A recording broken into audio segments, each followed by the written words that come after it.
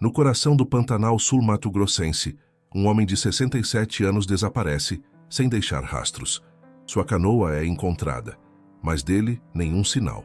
Após 30 dias de buscas infrutíferas, uma descoberta macabra em uma cabana isolada revela não apenas seu destino, mas um segredo guardado por décadas. O que levou Sebastião Alves a uma jornada sem volta pelas profundezas do Pantanal.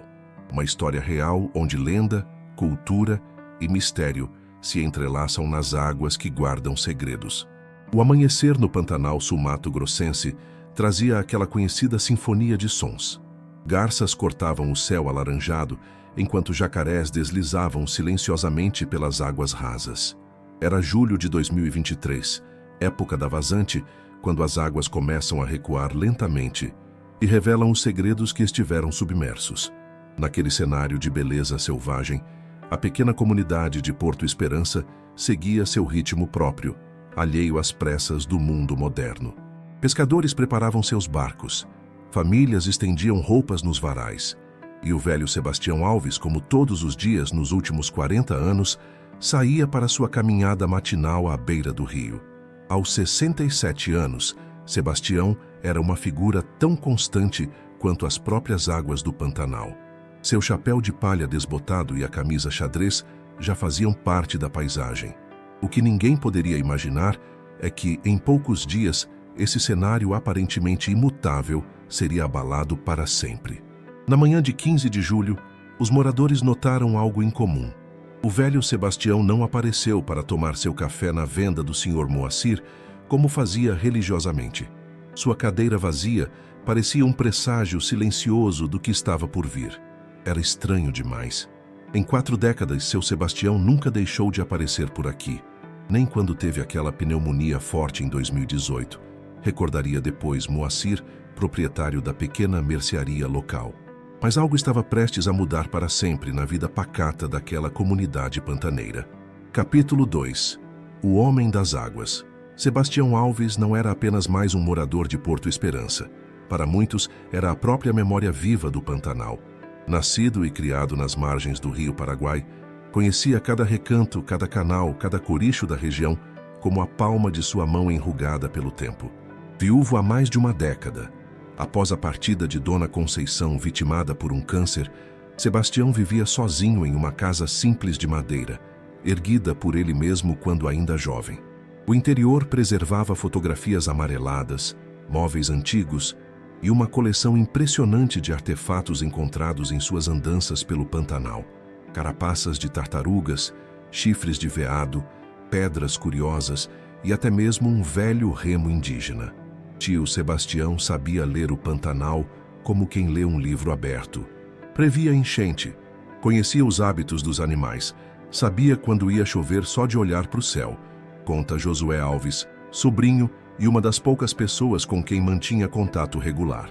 Apesar da idade avançada, Sebastião gozava de boa saúde e mantinha uma rotina rigorosa.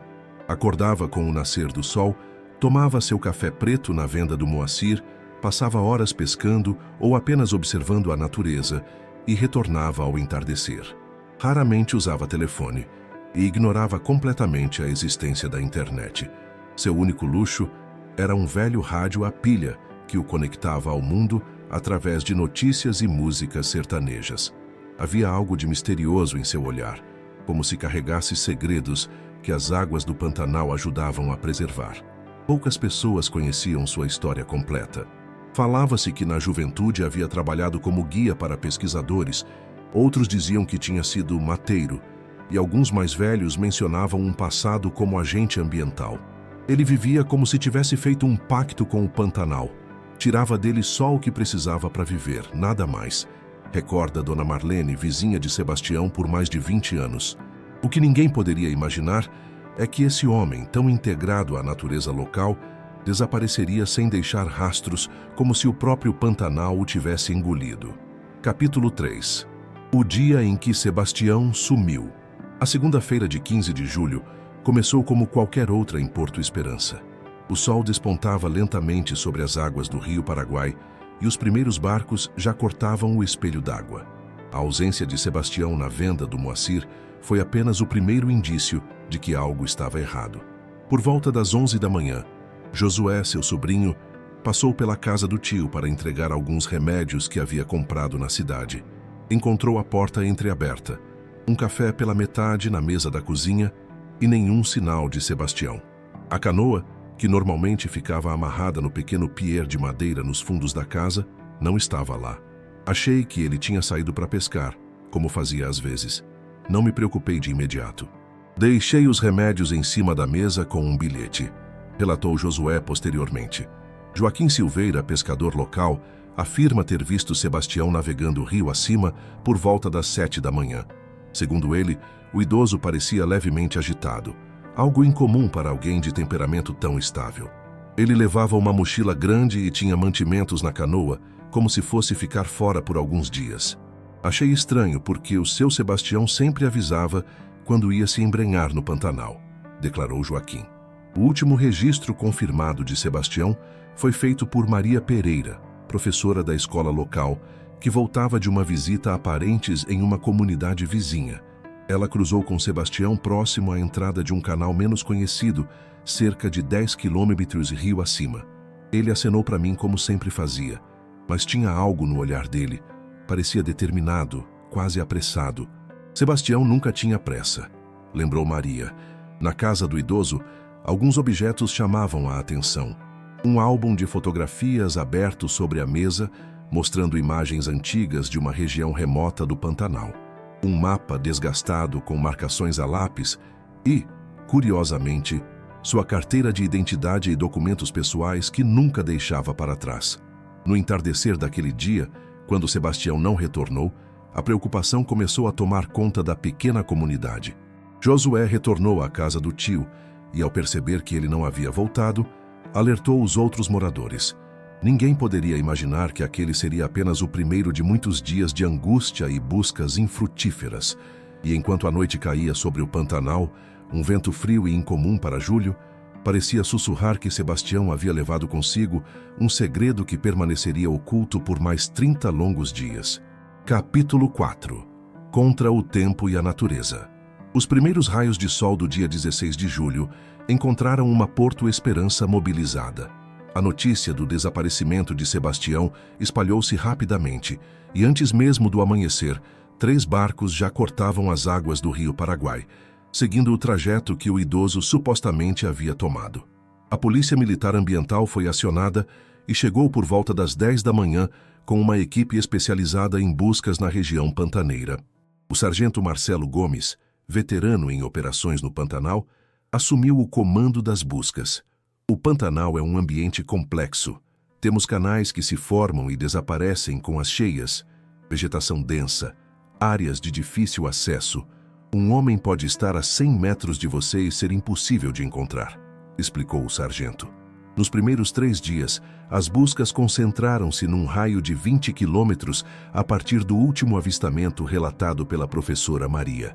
A canoa de Sebastião foi encontrada no 2º dia, parcialmente encoberta por aguapés em um canal estreito, que levava a uma região mais isolada conhecida como Baía dos Cervos. Encontramos a canoa, alguns mantimentos, mas nenhum sinal dele. Era como se tivesse evaporado, relatou Josué visivelmente abalado. A comunidade se uniu de maneira impressionante. Pescadores que conheciam bem a região guiavam os policiais por canais secundários e corichos escondidos. Mulheres preparavam comida para as equipes de busca e até mesmo crianças ajudavam organizando os mantimentos e equipamentos.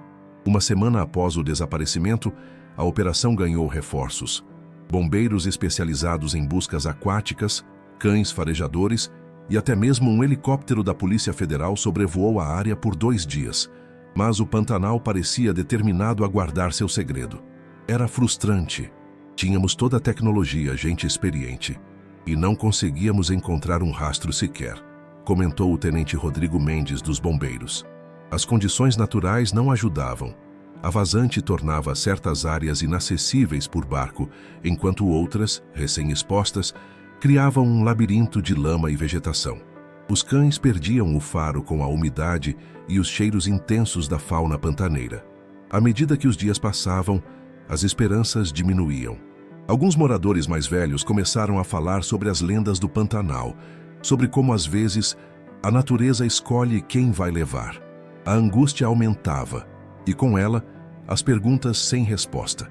O que ninguém poderia prever é que o mistério estava longe de ser solucionado e que a verdade sobre o destino de Sebastião seria muito mais perturbadora do que qualquer lenda pantaneira poderia sugerir. Capítulo 5. Sussurros e sombras. Quando as buscas oficiais completaram 2 semanas sem resultados concretos, o caso de Sebastião Alves começou a alimentar teorias e rumores na pequena Porto Esperança e nas comunidades vizinhas. A ausência de respostas abriu espaço para que antigas histórias e suspeitas viessem à tona. Uma das primeiras teorias a ganhar força veio de Tadeu Gonçalves, antigo pescador que conhecia Sebastião desde a juventude. Em conversas no bar do Moacir, ele relembrou um episódio pouco comentado da década de 1990. Sebastião teve problemas com madeireiros ilegais há uns 30 anos. Denunciou um esquema grande de extração ilegal dentro da reserva. Houve ameaças e ele chegou a ficar um tempo fora daqui, contou Tadeu em voz baixa, como quem ainda teme ser ouvido. Essa versão ganhou força quando antigos jornais locais foram revisitados, confirmando que Sebastião havia sido testemunha-chave em um processo contra uma madeireira que atuava ilegalmente na região. Alguns especulavam que antigos inimigos poderiam ter esperado décadas por vingança. Uma segunda teoria, mais recente, envolvia estrangeiros que haviam visitado a região meses antes. Um grupo de supostos pesquisadores europeus havia contratado Sebastião para uma expedição. Segundo relatos, eles pareciam mais interessados em áreas específicas do que na fauna e flora como um todo. Eles mostraram mapas antigos para o seu Sebastião. Pareciam procurar algo específico. Depois disso, ele ficou diferente, mais quieto, pensativo, afirmou Dona Marlene, sua vizinha. A teoria que mais perturbava a comunidade, no entanto, vinha dos mais velhos. Falava-se de um tesouro maldito, escondido nas profundezas do Pantanal durante a Guerra do Paraguai. Segundo as lendas locais, quem encontrasse o tesouro seria amaldiçoado. O pai do Sebastião sempre falou desse tesouro. Dizia que sabia onde estava, mas que nunca iria buscar. Talvez o velho tenha mudado de ideia e contado para o filho antes de morrer, especulou Jorge Mendonça, um dos anciãos da comunidade. Enquanto isso, a investigação oficial começava a revelar inconsistências. A canoa de Sebastião havia sido encontrada com todos os seus pertences, incluindo equipamentos de pesca e alimentos. Por que abandonaria tudo isso? Mais intrigante ainda, sua caderneta de anotações, que sempre carregava, estava desaparecida. O delegado Maurício Lopes, responsável pelo caso, mantinha-se cauteloso. Estamos considerando todas as possibilidades, desde um acidente até um possível crime. Mas, até agora, temos mais perguntas do que respostas. A comunidade se dividia entre aqueles que acreditavam em um trágico acidente e os que suspeitavam de algo mais sinistro. Enquanto isso, nas profundezas do Pantanal, os segredos de Sebastião Alves permaneciam tão ocultos quanto as águas subterrâneas que alimentam esse ecossistema único. O que ninguém sabia é que, em breve, o Pantanal devolveria Sebastião de uma forma que ninguém poderia imaginar. Capítulo 6. O que as águas trazem de volta. Exatos 28 dias após o desaparecimento, quando as buscas já haviam sido oficialmente encerradas e a comunidade começava a aceitar a perda de Sebastião, uma descoberta casual reacendeu o caso de forma dramática. Bernardo e Mateus, 2 jovens pescadores que se aventuraram numa área remota, conhecida como Baía das Garças, aproximadamente 25 quilômetros de Porto Esperança, encontraram uma velha cabana de madeira parcialmente encoberta pela vegetação. A construção, aparentemente abandonada há anos, chamou a atenção dos rapazes por um detalhe incomum. Uma fita amarela de marcação, do tipo usado pela polícia, estava amarrada em um dos troncos próximos. Achamos estranho. Quem colocaria uma fita daquelas num lugar tão isolado? Resolvemos verificar a cabana, pensando que talvez fosse um acampamento de caçadores ilegais, relatou Bernardo posteriormente. O que encontraram dentro da cabana mudaria para sempre o rumo das investigações. Entre objetos antigos e empoeirados, os jovens se depararam com um chapéu de palha idêntico ao de Sebastião. Ao lado, uma lanterna ainda funcionando e, mais perturbador, marcas recentes de ocupação, cinzas de uma fogueira, latas de conserva e, num canto escuro, o que parecia ser uma cama improvisada. Assustados, os rapazes retornaram imediatamente a Porto Esperança e relataram a descoberta à polícia. No dia seguinte, uma equipe composta por policiais, o delegado Lopes e Josué, sobrinho de Sebastião, dirigiu-se ao local. A cena que encontraram foi desconcertante. A cabana, que poucos conheciam, aparentemente pertencia a antigos ribeirinhos que haviam deixado a região décadas atrás. Dentro dela, além dos itens relatados pelos jovens pescadores, a equipe encontrou algo que gelou a espinha de todos. Numa parede, um mapa rudimentar desenhado a carvão mostrando o rio Paraguai, alguns de seus afluentes e marcações em áreas específicas. E no centro da cabana, parcialmente coberto por um velho cobertor, estavam restos mortais humanos. A análise preliminar indicou tratar-se de restos de um homem idoso. A decomposição estava avançada, consistente com alguém morto há várias semanas, declarou o delegado Lopes em seu relatório inicial. Objetos pessoais encontrados no local, incluindo um relógio de pulso e um canivete com as iniciais SA, rapidamente confirmaram a identidade. Eram os restos mortais de Sebastião Alves. Mas essa descoberta estava longe de ser o fim. Na verdade, representava apenas o início de um mistério ainda mais profundo. Por que Sebastião estaria naquela cabana remota?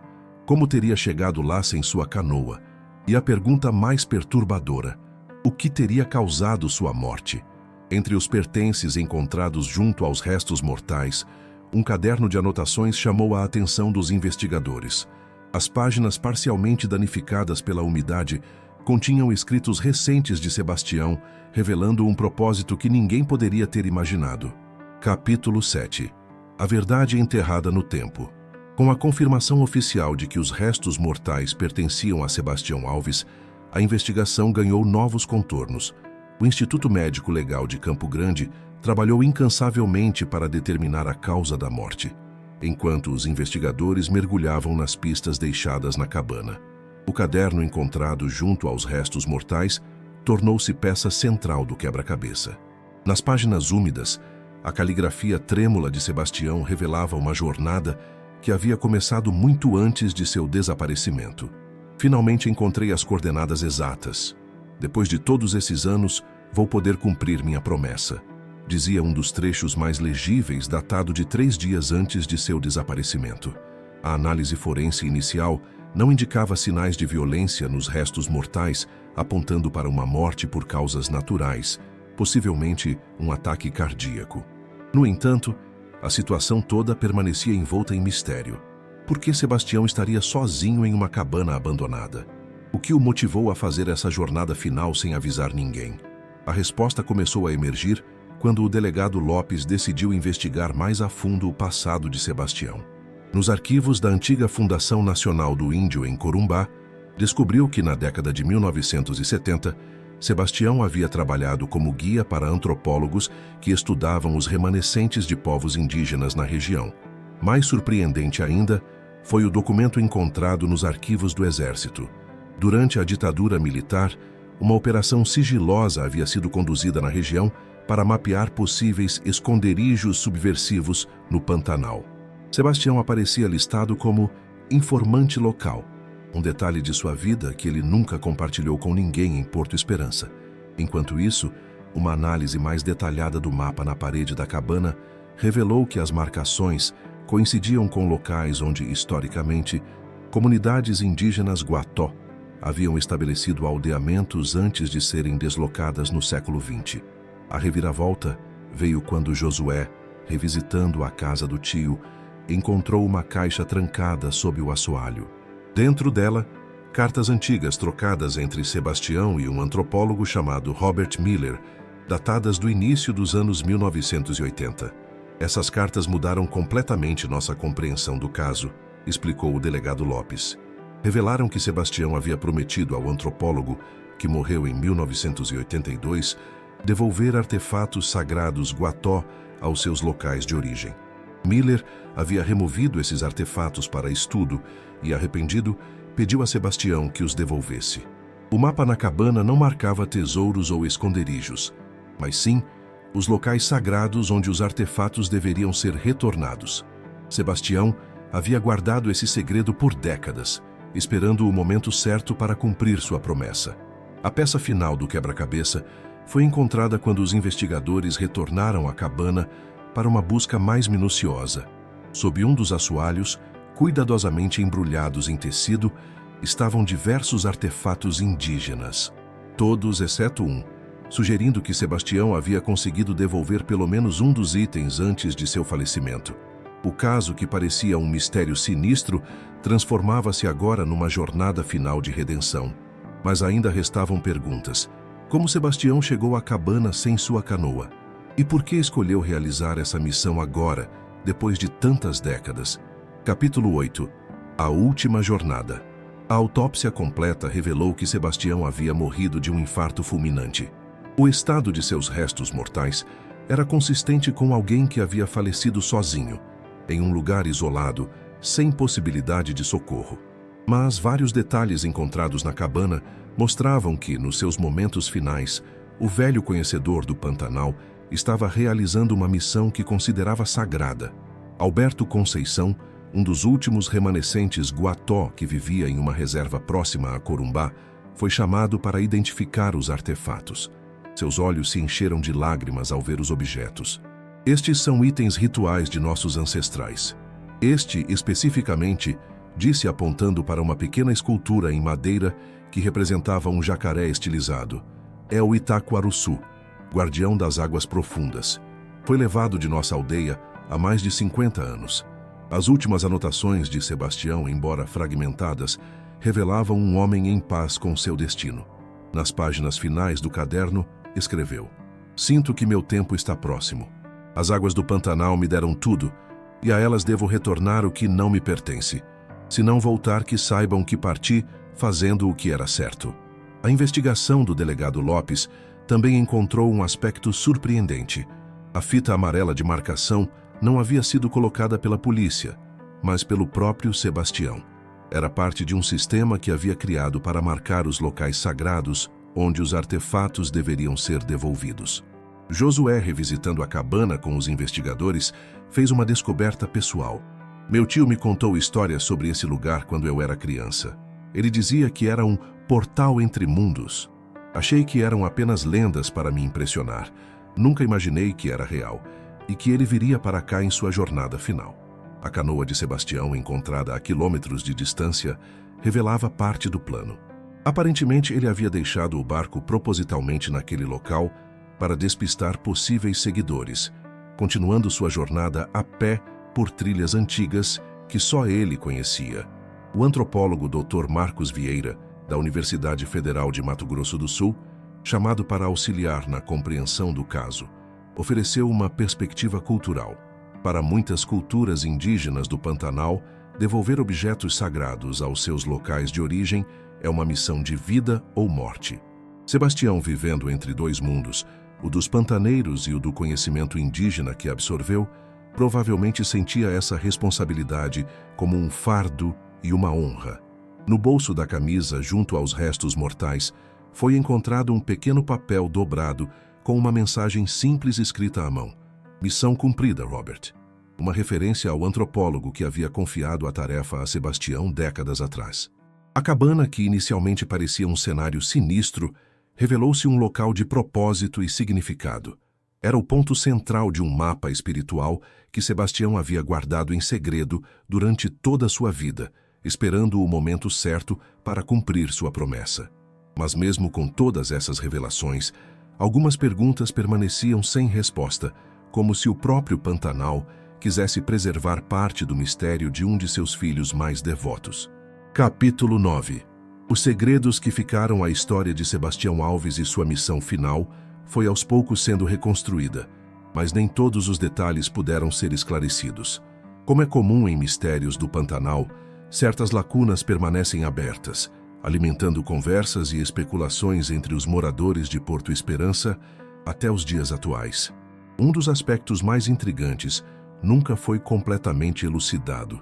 Como um homem de 67 anos, mesmo conhecendo bem a região, conseguiu percorrer sozinho e a pé uma distância tão grande através de terrenos alagadiços e densas matas. As estimativas dos especialistas indicavam que Sebastião teria caminhado cerca de 15 quilômetros através de áreas quase intransponíveis. Fisicamente parece quase impossível para um homem da idade dele, comentou o sargento Gomes. A não ser que conhecesse trilhas antigas que não estão em nossos mapas. Outro mistério eram as pegadas encontradas próximas à cabana. Análises forenses identificaram rastros de Sebastião, mas também de uma segunda pessoa, que nunca foi identificada. As marcas sugeriam que alguém havia visitado a cabana pouco antes ou pouco depois de sua morte. Talvez ele não estivesse tão sozinho quanto pensamos inicialmente, ponderou o delegado Lopes. Mas se alguém esteve com ele, por que não buscou ajuda ou reportou sua morte? Entre os pertences de Sebastião em sua casa, Josué encontrou fotografias antigas mostrando seu tio ao lado de um homem indígena idoso, identificado apenas como Tuiuiu nas anotações do verso. Especula-se que este homem, possivelmente um dos últimos Guató a viver tradicionalmente na região, poderia ter sido um guia espiritual para Sebastião e talvez até mesmo seu acompanhante na jornada final. A comunidade Guató, consultada sobre o caso, mostrou-se reticente em discutir certos aspectos da história. Alberto Conceição, que havia identificado os artefatos, apenas comentou enigmaticamente: há caminhos no Pantanal que só podem ser percorridos por aqueles que foram escolhidos pelas águas. Uma teoria que ganhou força entre os moradores mais antigos era que Sebastião sabia que estava prestes a morrer e escolheu conscientemente partir realizando sua missão final. Alguns relatos indicavam que nas semanas anteriores ao desaparecimento, ele havia visitado amigos antigos, resolvido pequenas pendências e organizado seus pertences, como alguém que se prepara para uma despedida. Ele veio aqui 2 dias antes de sumir, contou Dona Carmen, uma das moradoras mais idosas. Me devolveu um livro que tinha pego emprestado há mais de 10 anos e disse algo como: agora estamos quites para a eternidade. Na época não entendi, mas agora faz sentido. Os artefatos indígenas encontrados foram eventualmente retornados à comunidade Guató, seguindo o desejo de Sebastião. No entanto, o pequeno jacaré esculpido em madeira, o Itaquaruçu, nunca chegou a ser encontrado. Acredita-se que Sebastião tenha conseguido devolvê-lo ao seu lugar de origem antes de falecer, completando pelo menos parte de sua missão. O caderno com suas anotações, agora em posse da família, continha trechos enigmáticos que sugeriam um conhecimento mais profundo do Pantanal do que qualquer um imaginava. Em uma das páginas, Sebastião havia escrito: as águas guardam memórias mais antigas que os homens. Quando entendi isso, percebi que minha vida era apenas um momento no tempo deste lugar. Enquanto algumas perguntas encontraram respostas, outras permaneceriam para sempre, como parte do mistério que envolve a vida e a morte de Sebastião Alves, o homem que dedicou sua existência ao Pantanal e, ao final, tornou-se parte de suas lendas. Capítulo 10. Ecos nas águas. 6 meses após a descoberta dos restos mortais de Sebastião, Porto Esperança voltou à sua rotina habitual. As águas do Pantanal subiram e desceram, seguindo seu ciclo eterno, indiferentes aos dramas humanos que testemunharam. A pequena casa de madeira de Sebastião foi transformada em um modesto memorial por iniciativa dos moradores. Seus objetos pessoais, mapas e livros foram preservados como testemunho de uma vida dedicada à compreensão e proteção do Pantanal. Na parede principal, uma fotografia do velho pantaneiro em sua canoa, sorrindo sob o chapéu de palha, lembrava a todos o homem que foi parte da paisagem por tanto tempo. Transformamos a dor em memória, explicou Josué, que agora cuidava da casa do tio.